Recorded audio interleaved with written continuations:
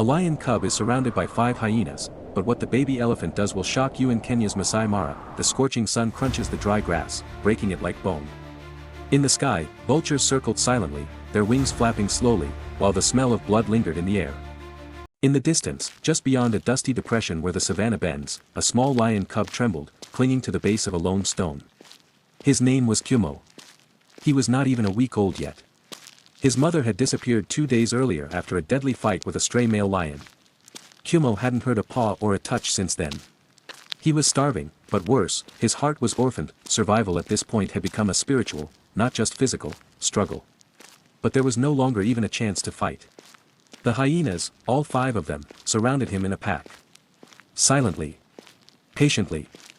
Their hungry eyes glittering, their steps forming a tightening circle around Kumo, almost like a rhythmic dance of death. There was no tree nearby to hide in. There was no brother, no mother, no pack to call out to. There was only stone, dust and the smell of death. He had opened his eyes to this world a few weeks ago, but would the closure come now? A hyena suddenly charged forward. And at that moment, even the wind in the sky stopped. Through the trees came a sound that shook the whole order of the savannah, a loud, angry, fearless elephant, but it sounded like a baby elephant, not an adult. Yet its voice struck the earth like a thunderbolt. The hyenas froze. They turned their heads and looked in that direction. And there, stepping out of the thorny acacia trees and onto the plain, was a small but fierce figure. This was Nia. She was 4 years old. She was not yet gigantic in stature, but there was such determination in her gait. The earth itself echoed in her steps. Her ears were open, her eyes blazing. His breathing was harsh, his posture defiant. He had seen Kumo. And more importantly, the darkness that surrounded her. Nia didn't think. She didn't run. She didn't even attack. She just walked, but she walked in such a way that it was as if she was rewriting the universe with every step. She stepped between the hyenas and Kumo. The dust lifted, the ground shook. He raised his trunk in the air and shouted once more. He screamed so loudly that all the laws of nature were forgotten for a brief moment. The hyenas recoiled, but they didn't run away immediately.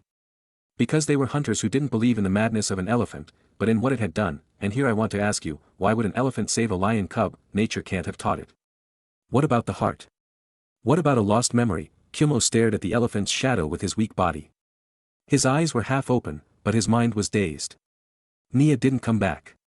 They didn't meet eyes. But the bond between them had been forged in that moment. That it was a rare encounter in nature, one that broke the rules, one species changing the fate of another, but it was only the beginning. Because the real darkness of the night has yet to fall, and the decision this little elephant would make would determine the course of not only Kumo's future, but her own. Nia did not back down. She came so close to Kumo that not a speck of dust stood between her and the hyenas. Her eyes were not those of a warrior, but of a mother. She planted her feet firmly on the ground, opened her ears and raised her trunk once more. At that moment something changed in the savannah. Even the burning light of the sun seemed to recede. One of the hyenas, the biggest, the oldest, gathered his courage and tried to approach. Immediately, Nia swung her trunk like lightning. A scream, then dust flying. The hyena was knocked down. That's when the others knew. This little elephant, despite its small size, would fight to the death, but the real battle was not outside, but inside. Kumo's tiny body grew weaker in the heat. His breathing was shallow. His eyes no longer flickered, just stared into a fixed void. Nia lowered her head and put her hose over the cub. There was no movement. The hyenas had moved away, but death was approaching in a different way. It was death that came not with the sound of nature, but with silence. Night was falling fast. The sound of the savannah changed. The cicadas became more shrill, the howling of the wind more menacing. Nia didn't move. She waited steadfastly by Kumo's side. As the sky filled with stars, Nia's eyes locked on a single point, the cub's breathing. Every rise and fall of his rib cage was her reason for living too, but that night, something else happened. As the temperature dropped, Kumo's body began to shiver. Not just from fear, but from illness. There were no tears in his eyes, but fever. Nia felt it. It was no longer enough just to protect him, she had to take him somewhere. With the first light of the morning, Nia stuck her hose under Kumo and tried to lift him up. The tiny body felt like bone. It was hard to keep it balanced, but Nia did it. And so began the journey of a baby elephant carrying a sick lion cub on its back. The cracked earth of the Masai Mara was crushed under Nia's feet, leaving only footprints and a pair of hearts that believed in miracles. The sun rose rapidly. The dust burned her lungs. But she didn't stop. Because this was no longer the walk of an animal, but of a mother. Hours passed. No water source, no tree shade, nothing. Only desolation and pain. Kumo's breathing was ragged. Nia's ears began to fall off. She was running out of energy. But then, a smell came from far away. Nothing familiar, but strong. Smoke, wood, people. A silhouette appeared on the savanna horizon, a wooden fence, a thin line of smoke rising from the earth, a research camp. Just then, the real surprise came. Nia took another step, only a few meters from the fence, when there was a noise in the bushes. It wasn't the sound of an animal. It was an engine. A sound that echoed like a metallic scream, tearing through the landscape. On the side of the camp, an old model Jeep was started. And behind the wheel, sat someone from Nia's past that if the camera moved, as a viewer you couldn't see his face, but Nia did. Her eyes widened. She froze in place. Her trunk trembled. Kumo shook slightly on his back. A memory came back to Nia. It was the same man who had frightened her flock all those years ago. That Jeep resembled the vehicle that had kidnapped her family.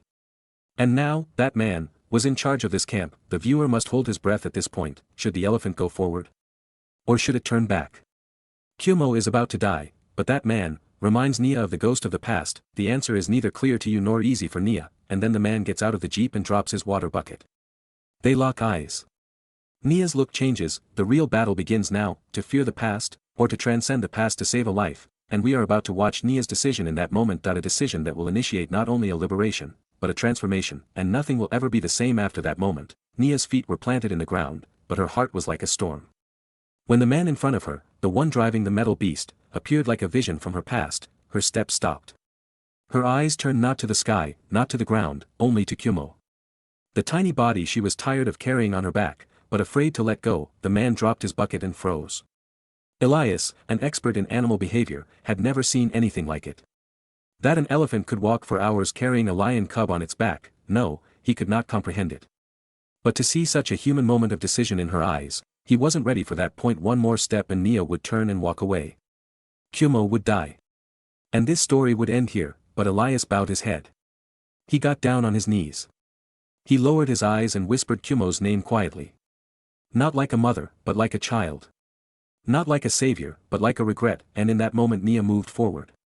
Finally, she trusted. She bowed her head once more as she carefully set Kumo down, wrapping her trunk around his tiny body. Elias jumped up, scooping up the puppy. He was trembling as he ran. This was no longer a scientific intervention, but a conscientious reflex. While inside the camp was filled with feverish work, outside Nia waited until morning, keeping her eyes on the door. The stars went out, the day dawned, but she didn't move. It was as if the earth was weighing on her heart, not under her feet.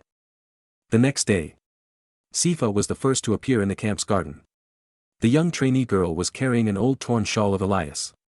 The shawl was the blanket that had been draped over Kumo that first night. She opened the door slowly and saw something, Kumo, standing. He was thin, bandaged, but standing. His ears were moving, his eyes were moist. Then he turned his head toward the door, and for the first time, he wagged his tail. He took a step. One more step, and then, without pausing, he started walking towards Nia. At that moment, the camp fell silent.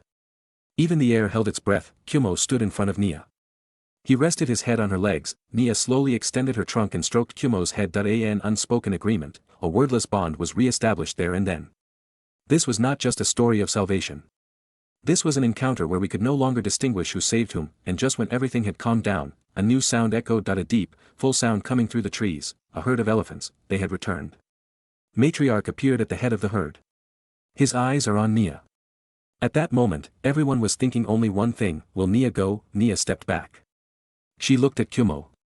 Then at her pack, and everyone thought she was leaving, but she didn't come back. Matriarch took a step closer. But not to Nia, to Kumo. He held out his trunk. He didn't touch her, just looked at her, and then, bowing his head once, he turned back to the herd. They all turned around and left. None of them called for Nia, because sometimes, the greatest law of nature is the right to choose, and that day, one elephant chose a calf, and a herd left her to her own judgment. Inside the camp, after watching this scene, Elias wrote in his diary, "This is not a story of biology. This is a story of the heart. And this is the truth that shakes you. Even in nature, there are bonds stronger than blood, and sometimes the greatest heroes are those who never speak." What about you? what struck you the most about this story? If you were in Nia's place, would you have returned to your pack or stayed? Who do you think was the real savior? Nia, Elias, or Kumo's last step? Write in the comments. This story is now your story too. I wonder, how did this connection make you feel? If you believe in such extraordinary animal stories, and if you want to witness the miracles of nature from the heart, subscribe. Don't forget to like it. And share this video with a friend. Thank you for watching us. Love from the savannah.